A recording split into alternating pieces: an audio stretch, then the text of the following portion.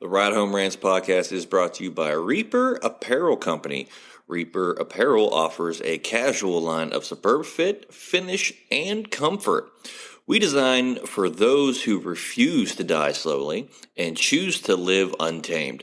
For those who aren't afraid to face the dark, for the ones that thrive in it, and for those who can appreciate life through a grim lens. That's Reaper Apparel Company.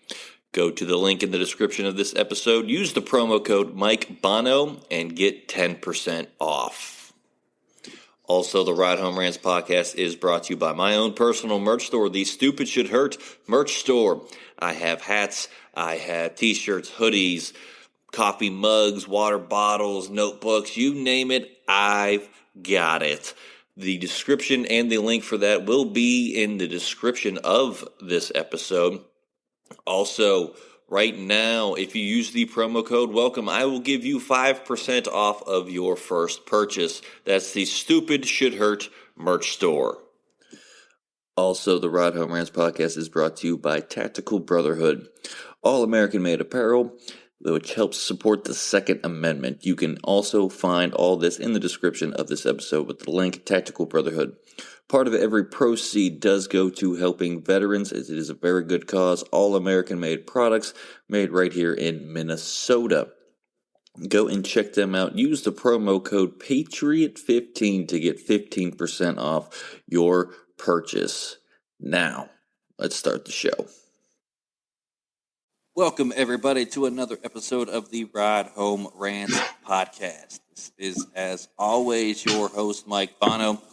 I have a great and special episode for us. As everybody knows, it was draft weekend this past weekend, so I have a panel of guests that we are going to go and we're going to break down the draft here. So let's get started and let's introduce my panel of guests today. We're going to start here. Everyone, tell them where you're from, what college you went to, if you played or coached any sports, and where the best place for you to watch the draft is. So, Bill Stoy, let's start with you.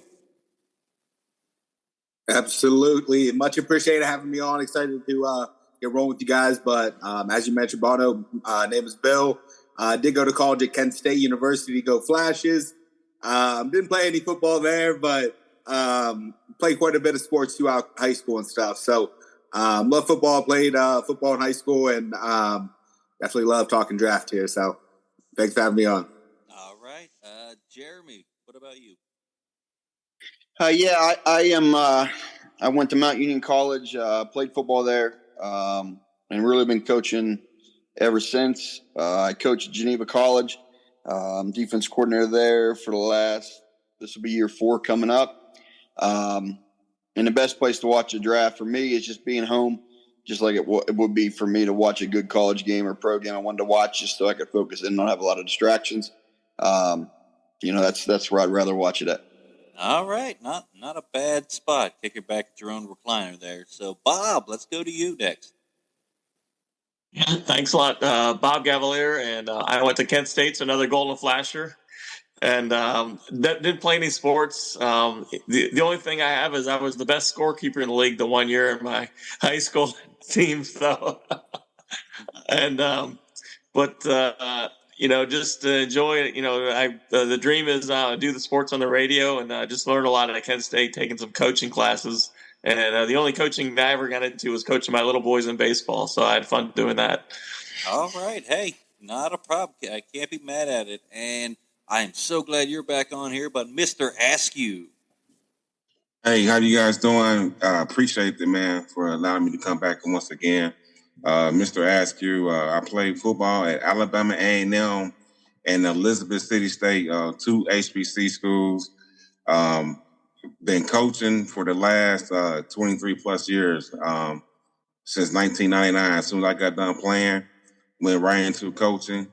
And one of the best places, I like to watch the draft is really at home with family and friends. So the home is where I like to be. All right. And last but not least, he's been on a bunch of times on these roundtables, Tony Bogan. Hey guys, thank you guys for having me once again. I went to Kent State as well, another Golden Flash. I didn't play any sports in high school, but I was a scorekeeper for Shaker Heights, my alma mater, for baseball and football. And as far as coaching goes, I helped be an assistant coach for my high school's JV team a couple years here and there. And as far as watching the draft, they say home is where the heart is. So I gotta go with watching the draft at home is probably the best place. All right. And as always, Mike Bono here. I went to Bethany College. I was a swimmer in college, but I did play a little football back in high school. And best place for me to watch the draft is going on the I can't think of words tonight, but going on what everybody else was saying is, homebody, watching it at home, no distractions, everything like that. So that is it. So once again, for the listeners out there, that's probably one of the few times you're going to hear me give a little bit of an analysis here. I'm going to leave it up to my panel here. I'm going to moderate this here and try to keep these chuckleheads here in line here. So let's get started with the first question. And Bill, we're going to start with you. Which team won the draft, in your opinion? I'm going to take the easy choice and go the Philadelphia Eagles. I mean, the rich get richer, reloaded on the D-line. I think outside of kind of the wide receivers quarterback, the D-line is so important to stopping the pass. And they got a couple good guys from Georgia to add to already the talent on the D-line. So I'll go with the Eagles winning the draft. Okay. Jeremy, what about you? You know what? I think the Steelers did a heck of a job with their draft. I like the players they got. Not a Steelers fan, but I just like the guys they got with filling a tackle void for them, getting a big tight end out of Georgia, and then getting a cornerback from Penn State. I think it was filled needs for that team, and I think they're all good players. All right. Yeah, I have to agree. I might be a little bit of a homer. I am a Steelers fan, but you can't argue with what they did. Bob, what about you? I'm going to go with the Steelers, too. I like what they did. Like you said, filling a lot of needs early on, getting some receivers, what they needed, get the defensive back they needed, some offensive linemen to help out, Pickett this year. And I think they did a really good job. They always do a good job, it seems like. It's just, I think last year being without Roethlisberger hurt them, and I think they'll come back this year, having a new quarterback in the system. But they definitely helped the offensive line. I like the tight end out of Georgia. I was hoping Miami would pick him up, but the Steelers were able to get him. So, yeah, it happens. Mister, let's go to you. What about you? Who won the draft in your opinion? Well, I tell you what, man. It's you got the Steelers, Arizona, even Philadelphia. A lot of these teams, man, I think really did a good job and just actually, just trying to reload with some of the needs that they have. But the Steelers and Arizona, I think, especially with Arizona getting Paris Johnson, a big O-line guy, somebody need to help protect the quarterback. So I think all of these teams really did a real good job.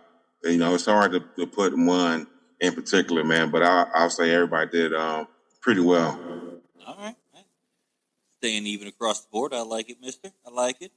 Tony, what about you? Let's round it off this first question. Honestly, both PA teams won, and word to your name tree, the Twitter sports poster, he said that the Eagles took the midnight train to Georgia. They picked up a lot of Georgia people. So I'm leaning the Eagles, but the Steelers also made some solid choices across the board. They were missing a lot of pieces. Let's see if they can improve on the 9-8 record.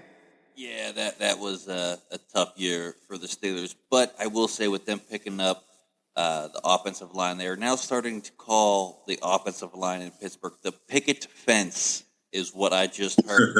And I think they need to make those shirts. Like, that needs to happen. Like, right now, I will buy all of them. That is a phenomenal name. We had the steel curtain. Now we got the picket fence for the offensive line. So that's good. That's nice. That's good. So, Tony, let's stay with you now. Who did you think was the biggest loser of the draft? Ooh, this kind of hurts to say, but I gotta say the Detroit Lions. It was their first round pick was honestly kind of questionable, I'd say. I like Alabama. And I think that Gibbs is going to be, I believe his name's Taj Gibbs, is going to be a great running back. But when you picked up Gibbs, when you already have David Montgomery and DeAndre Swift, you're coming off a 9-8 season. That kind of struck me as questionable. That led me to believe somebody's getting traded, and it looks like the odd man out was Swift. Yeah, it was tough to see him go. Mister, let's go with you on this question. Who did you think was the biggest loser of this draft? Man, you know what? I was thinking about Detroit Lions, and then also I was thinking about, what the Dallas Cowboys, them lovely Cowboys, did they really, do anything in the draft? Sometimes, I think some of these picks are just, a show me pick for the organization or whatnot. I think there's a lot of stuff that go behind the scenes that we really don't know, but you can kind of sense, these owners, they all play games with one another. And so, Detroit Lions and Dallas, I just don't know, man. I just don't know if they did enough to help out with what they, the need that they really going to need to go through, a 17, 18, 19-week season. Typical Cowboys fashion. They think they have everything already in place. They don't need to reload or anything. That's exactly, you know what? That's exactly, you took the words right out of my mouth. That's exactly what I'm talking about. Yeah, they disappoint every year in the draft. But Bob, what do you think about this? I think the Colts too. I think reaching for Richardson like that, I think there was a desperation move. I think they were hoping that one of those guys, Young or Stroud, would be available. I think they reached for Richardson because I think they need a quarterback now, but that's a kid that needs to sit for a year, maybe 2 years before you could use him. But picking him that fourth pick, you got to use him right away. They never helped the offensive line that they needed. They need an offensive line, and they need a couple running backs. They never got those either. So I think just reaching for Richardson right away, I think messed them up in the whole draft. Yeah. They wanted a quarterback. I mean, hell, Max Duggan didn't go until the 7th round. I mean, I think that kid could be a stud. I think that was a steal of the draft so far, was him falling all the way to the 7th round. But Jeremy, what are your thoughts? Who's the biggest loser in your opinion? You know what? I think that I think Green Bay. I think they had an opportunity to make. I don't know if they're the biggest loser, but a little disappointed. And the Van Ness guy didn't start for Iowa. I know he's a productive player, but he didn't start. I think at that pick, pick 15, I think that or whatever he was, I think or 13, they could have got a heck of a guy there. And I think they missed the boat there. And the other guys, to me, don't really stand out. Musgrave, tight end, Reed, wide receiver, Michigan State, just don't. I think they could have done more and better at those picks, especially having 2 second-rounders. I just think they missed the boat on value. Yeah, and losing Rodgers. I understand you have Jordan Love in the wake for it, but losing Rodgers, that I don't know why you don't go to protect Jordan Love off the bat and then get him some more weapons. They for me, they would be the biggest losers. But Bill, round us out here. Yeah, I'll go with the Atlanta Falcons. I think the pick of Bijan at 8. I think the team is just a little bit devoid of talent. Could have used a trade back, got a few more picks. The one thing they did do well last year was run the ball. So the fact they went back to that instead of kind of addressing some other needs, defense, getting some more weapons out there and stuff was a little bit confusing. So the Bijan, and then even second round took like an offensive tackle out of Syracuse that thought was a bit of a reach. I did like their Zach Harrison pick. Maybe a homer saying that from Ohio State fan, but like that pick, but just thought they could have done some more getting talent-wise in other positions rather than going back to the running game where they already were doing pretty well at. Yeah, I didn't even think about Atlanta. I normally watch all of those South teams, being a Buccaneers fan too as well. I always watch what they do in the draft to see. But, I didn't even think about Atlanta on that one. And that kind of brings me to another point here. And, Bill, we're going to stay with you. How do you feel about them moving the draft around from city to city each year? Do you like that or not?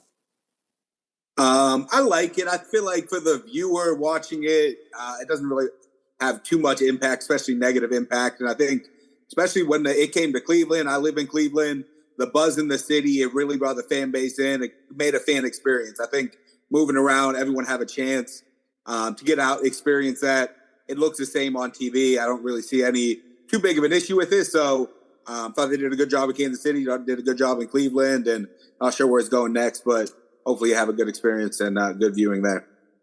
Jeremy, what is your thoughts? Repeat that question for me. Sorry, I was thinking about something else. You're good. About moving the draft. I think moving the draft is great. Sorry. Moving the draft is great. I think that it gets fan engagement in the offseason into other areas other than just New York, where, being central there or wherever, if it's at one location, share the wealth and get excitement. I think that a huge crowd at Kansas City there, which is awesome. And I think the more they do that, the better it's going to be. Keep growing the draft. All right. Let's go with Bob. Let's go with you next. Yeah, I like it too. I like him moving around to different cities and stuff, and just having different venues, getting fans involved. It's kind of like a little bit of a weekend trip too. The only thing, maybe moving it like later in May or June or something, so the better weather. It seems like every time they have this draft at rain. I remember I was in Cleveland when it was pouring down rain, and it was like 40 degrees, and it looked like Kansas City was a little cold as well. So maybe go to the warmer climates for a little bit for something. But I like moving around from city to city, get the fans involved, and get, once again, you get some people going on little trips, a mini weekend trip too.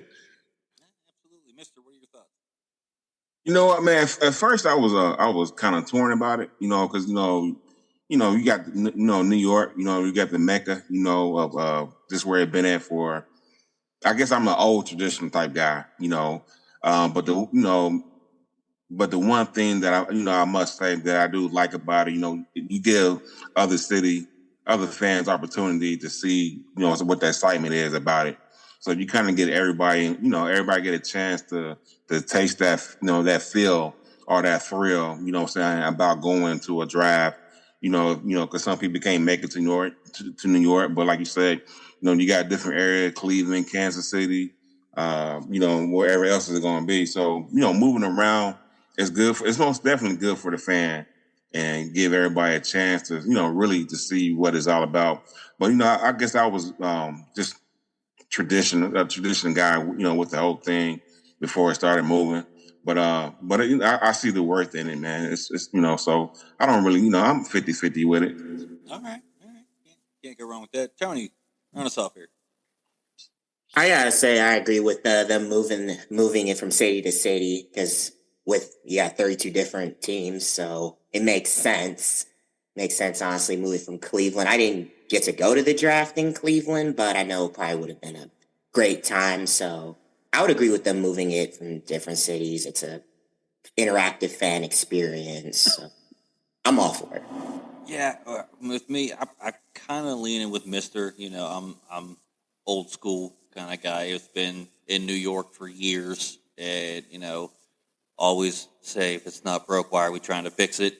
But I also see that getting these fans involved in these other cities definitely helps out. But I'm agree with Bob. They need to move it to warmer climates or to where it's going to be warmer, because I'm not sitting out in the cold to watch the draft. Yeah. Moving in the dome. Yeah. We're moving into a dome. Yeah, moving the dome. All right. So, Tony, we're going to stay with you here. Who was the best pick in this year's draft? I gotta say, if I'm being honest with you, CJ Stroud. Because I thought that Carolina would pick him. But Houston's got their quarterback of the future. They moved up to get that linebacker from Alabama as well. So they weren't messing around. They want to change. And I gotta give them props for being aggressive and moving up. And I gotta say, also in the running, Chicago for finally getting an offensive lineman for Justin Fields. Basically, anyone who drafted offensive linemen in the first round, Chicago, Arizona, those are the teams that had the best picks, because you got mobile quarterbacks that shouldn't have to be scrambling for their lives unless they absolutely want to or can. And having that line would really help them in the future. I mean, I'm not mad at the pick, but I am a little bit with C.J. Stroud because, you know what, Ohio State quarterbacks do not transfer to the NFL well. Name me one, other than C.J. Stroud, Ohio State quarterback that is currently playing in the NFL and starting in the NFL right now. Justin Fields. Justin Fields, well, if he can get an offensive line and the team could actually be halfway decent, Justin Fields could be that guy. Could be, but other than him, and Nobody. you're out. You got nobody. And you know what? He was a transfer to Ohio State, so I don't even. Yeah. If you got to bring up the transfer, you got to give us Joe Burrow then, baby. We're not bringing it. He was a backup at Ohio State, so. Mister, what about you? Point. Who's the best pick in the draft? I tell you what, man. I like the big boys. I like the offensive linemen, and I tell you what, man. Perry Johnson Jr. To Arizona, man. I really think that was that's probably one of the best pick, especially for them with what they have at quarterback. If they're gonna keep Murray there at the quarterback position, you gotta protect him. And I think he might be Perry Johnson Jr. I think he's probably one of the best linemen, coming out this year. And I'm looking to see good things to happen with him there. So I have to go, man. Honestly, man, with the O lineman. I know that's a little. I know it's a Ohio State guy. I'm kind of going against that team up north, but he's a killer, man. And then I'll just say real quickly, C.J. Stroud, if he can, translate from college to the NFL, man, it can be deadly. He can be something else. With his decision making and poise, that can carry him a long way. We'll see. I mean, I hope he proves me wrong, but I don't put any stock in any Ohio State quarterback coming out. But like you said, if you go, but like you said, you go back to the last 20, 30 years, what Ohio State quarterback has done anything in college? I mean, in the NFL, I got nothing. I can't. Terrell Pryor, hey, Troy Smith. I know. Mike Tomczak. Oh yeah. Bob, we're going to you next, anyways. Who's the best pick in the draft? If you say C.J. Stroud, I'm coming through this computer. I swear. I like Tennessee getting Levis in the second round. I mean, they moved up to get him. They kind of have a good thing where they got Tannehill, where he could sit for a year, maybe learn under Tannehill.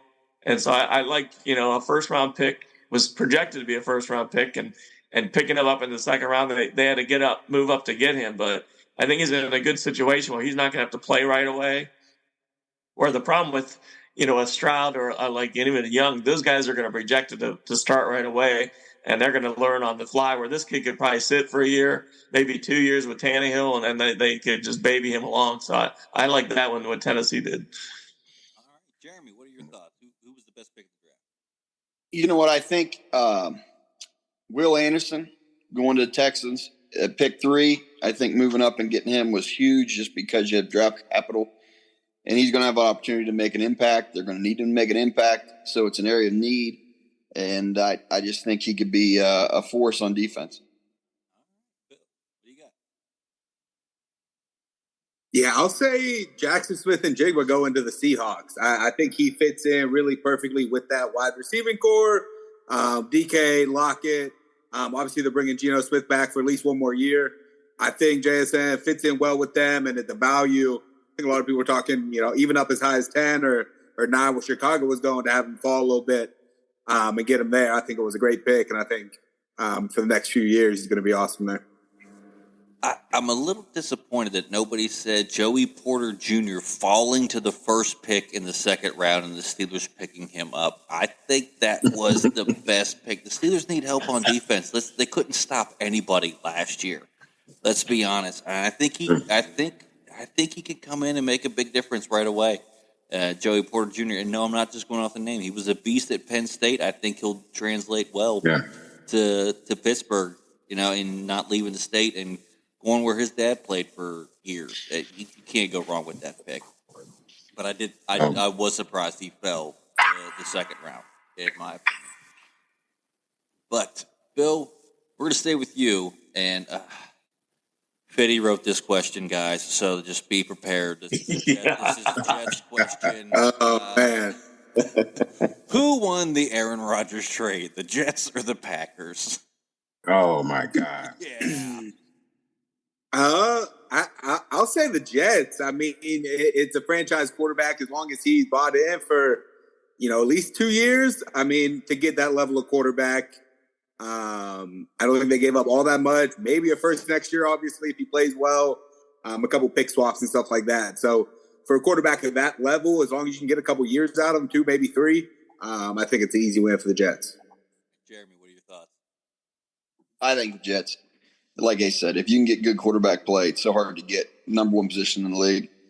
If they get good play, no matter what, how much they want to give up, if he can lead them the way I think he can, they'll be all right. Bob, what do you got? This is a tough one.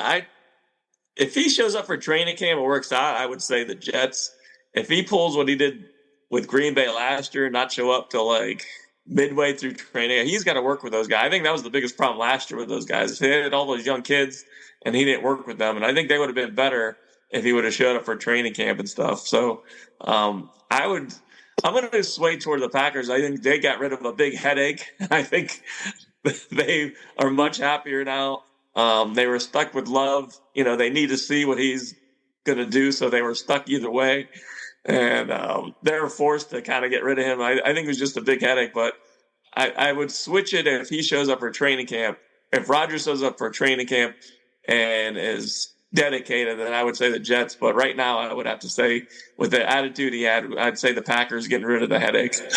I will say this. I have seen on Twitter he's already working with the receivers. Well, then, if he's doing that, then I would say the Jets will on that one. So I mean, I don't know how true it is. If they're doctoring some of this stuff, but I did see him wearing the number 8 jersey since he's not wearing the 12. But Mister, is he FaceTiming him? Did he FaceTime? It's through Zoom. That's what he. The video game. They're playing video games. They're playing Madden together. Hey, right. I tell you what, man. I'm gonna have to. I'm thinking about what Bob just said. Probably the Packers. You're getting rid of the headache. I'm saying you're ready to move on, and it free you got it free the organization up to get who they want to get for the foreseeable future. So I might have to actually say the daggone Packers probably won this by getting rid of him. Because like I said, they're not handcuffed. Right. Think about how long they've been handcuffed. And then they go. He ironically he's following his guy Brett Favre to the Jets. It's just so comical to see how their career, just kind of intertwine. Throughout, as time as time has moved on. So I'm gonna have to say the Packers, man. Yeah, I'd have to agree with that. And I did see, the internet was all over this as soon as it happened. And they had Brett Favre's press conference, and then they had Aaron Rodgers' press conference right underneath it. They said the writers are really lazy, is what they said. Like, it was just carbon copy. They were both sitting the same way. Like, it was tough to see. But, Tony, what are your thoughts? It depends on how Aaron Rodgers does with the Jets. So I have no opinion until I see the games. But to be honest with you, if Rodgers underperforms, New York media is going to eat him alive. He's going to the Big Apple, and they do not mess around when it comes to their teams. So hopefully, even though Rodgers was a headache with the Packers, he is a talented quarterback. And he won MVP a few years ago. So he's talented. And if he can, work with those guys and get the Jets back to the playoffs, I would say the Jets. But that's only if Rodgers is the form he was without all the headaches. So I'm gonna say the Jets, but Rodgers better live up to expectations, especially New York. Yeah, the media in New York, I think, is going to eat him alive in his first year. I don't think he's ready for it. And with his attitude that he's had, like Mr. said, it's a huge headache gone for the Packers, and they can just move on with Jordan Love like they did when they got rid of Favre and went to Aaron. The script is the same. We'll see what happens. And I know Fitty was just waiting for everybody to say the Jets because Aaron Rodgers was on. That's why he wrote this question. But Tony, let's stay with you for one down here and a couple more questions here. But do you like the draft being over 3 days, or do you think that's too long? Do you think they can fit it into a 2-day or even shorter? I think that the draft is okay the way it's at over 3 days. Like, trying to fit everything in 2 days would just be, you could potentially have the draft start at 7 and not until 2 a.m. if you did it for 2 days. So I think that 3 days is perfect because you build up the hype with the first round. And in the second and third round, you've still got a good amount of hype and you still got a good amount of fans out. But I think it's perfect the way it is. Okay, Mister, what about you? I'll tell you what, man. I would prefer 2 days, man. The first day, 1 through 3, and then the second day you got 4 through 7. I remember when it was 14, 15, 16. I mean, it was all day. It was all day. It was all day. It was all day long. It was an event. It was a marathon. So 3 days now to me, I think it's just it's just too long. It's too much. Like you say, it's like some stuff is not broke. You know what I'm saying? Don't worry about fixing. But I think they just do it just to try to prolong it. But I'd rather see 2 days, get it in, get it out.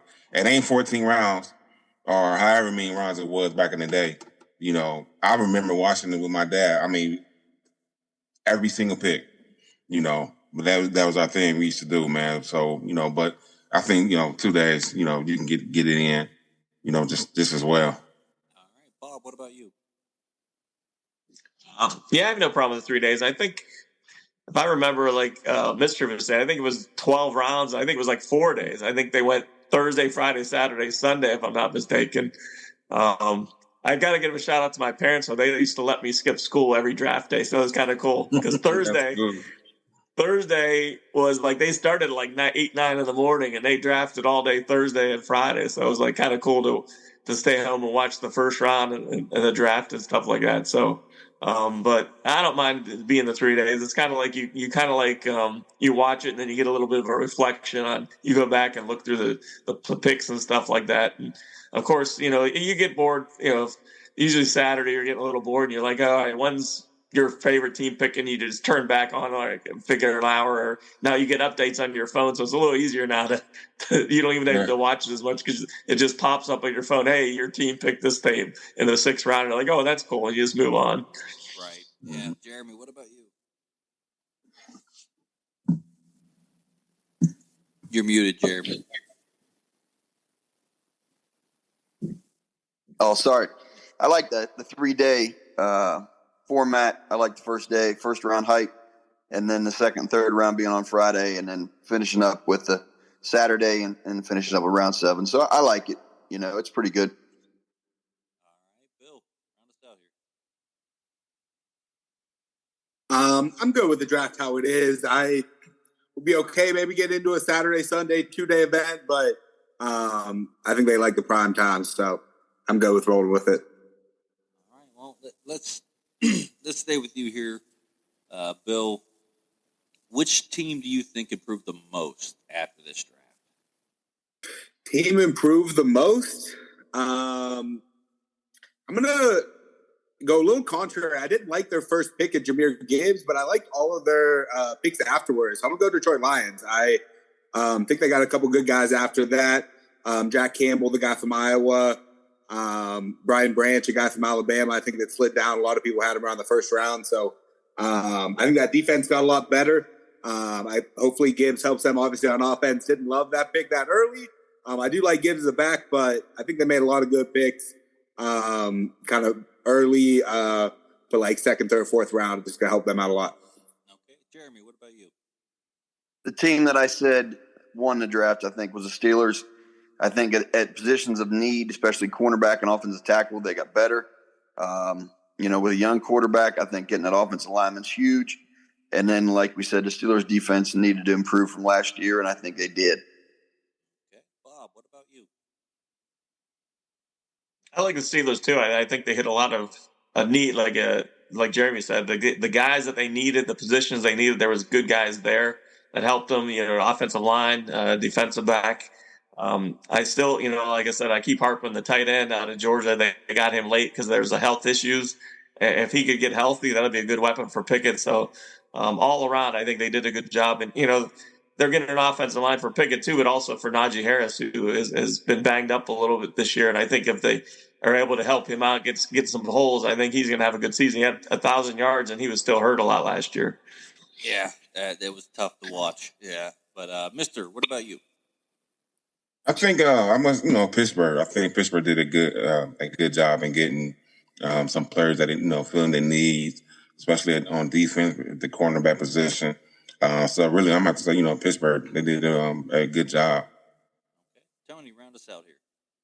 I gotta say Pittsburgh. They filled a lot of their needs, so I gotta go with the Steelers. Okay, and I do have one final question, but this one is only for Mr. Askew. What was it like watching your brother BJ being drafted by the New York Jets in 2003? What was the process like with you and your family, and just take us through that day? Man, you know what? That's something that that you'll never forget. Number one, hearing the name called, you got me, my mom, my dad, my brothers, my sister. We in the house watching TV, going through the round one, first round, second round, and he was invited there too, but he didn't go. I'll tell you a backstory behind that. But but watching that name first, you see the name go by, and he like, did I really see that name? Did I really see it? And then you see the picture. When you see the picture, it was like, oh my gosh! It's like they got BJ. BJ got drafted. But the killer thing, funny thing about that, we get the phone ring. And so my dad answered the phone, and it's my brother agent. Now, ironically, we don't know where my brother's at because my brother was not with us to this day. And BJ, when you hear this, and I hope you hear this, I want to know where you was at on that draft day because today is still a mystery. This is no lie. He was not. He was somewhere, but he wasn't home. But we was all together. So my dad called, like, boy, hey, he's talking to me. Hey, did you talk to your brother? I said, Dad, I'm trying to call. I don't know what's going on. I haven't heard from him. So my dad is going through the line. He's talking, Rashawn, you talk to your brother? Dad, no, we ain't talking to him. Where he at? He ain't here. Go find out where your brother is. So we trying to find out where he at. So the agent, so my dad's on the phone with the agent about 20 minutes. And I think my mother got a hold of BJ somehow. And told him, like, boy, wherever you are, the New York Jets will pick you. And so he wasn't there, though. He wasn't at the house. He was somewhere, we still haven't, kind of, figure that out. The real story behind that, where he was at, is still a mystery. But it was a wonderful feeling for the whole family. My mom and dad, we just all hugged and cried. And, because it's like, when you see, all the hard work that you put in as a player, everybody want to go to the NFL, things just happen. I don't go, my other brothers don't go, Rashawn, but BJ go. And it's like, when he made it, we all made it. And, it was really a joyful feeling, man. We always talk about hard work. and putting yourself in a position to be successful.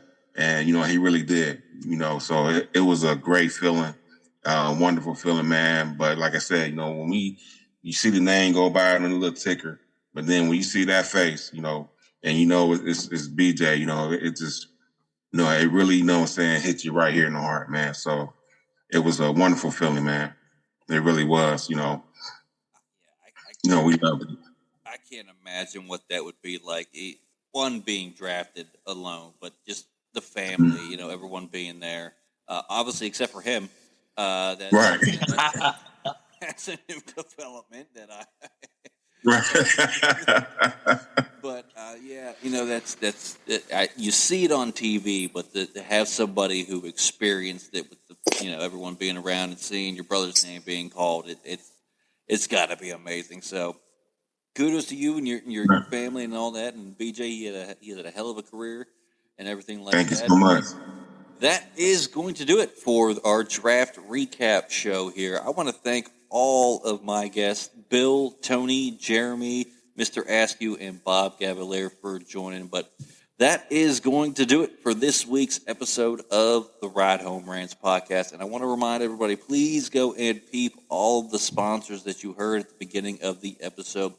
That is Tactical Brotherhood, Reaper Apparel, my own personal merch store, the Stupid Shit Hurt merch store. And we did just land a new sponsor that did not make that pre-recorded sponsorship reel, and that is W Energy. It is energy drinks that are healthier for you, for gamers, by gamers. Go and check them out. Promo code Mike Bono will get you 10% off. As always, if you enjoyed this show, be a friend, tell a friend. If you didn't, tell them anyways. They might like it just because you didn't. That's going to do it for me, and I will see y'all next week. The Ride Home Rants podcast is brought to you by W Energy. Energy drinks made for gamers, streamers, and podcasters alike. For gamers, streamers, and podcasters alike. Go to the link in the description where you can find the best energy drinks out there. Less caffeine than a cup of coffee. Also, no jitters and no crash afterwards. Use the promo code Mike Bono and get yourself 10% off. Also, the Ride Home Rants podcast is brought to you by my favorite sponsor of the show, and that is Shankit Golf. Golf apparel made for the everyday golfer. We might not go out and shoot a 6 under par. We're probably going to shoot a 6 over par, but this is going to give us the gear that's going to help us rock it on and off of the course. Go to the link in the bio, use the promo code Mike Bono, and get yourself 10% off there as well.